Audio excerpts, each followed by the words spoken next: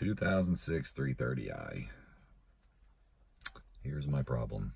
Can't figure it out. Cold start.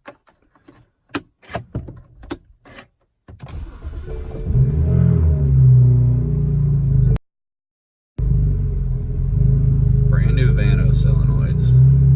Brand new camshaft sensors.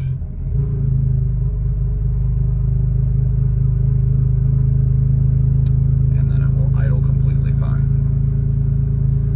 Then while I'm driving, it like shuts down and turns back on.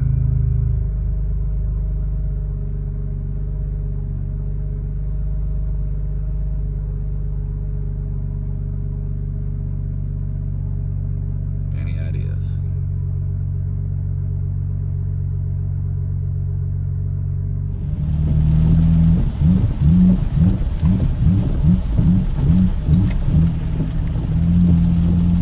Let off the gas and it goes back.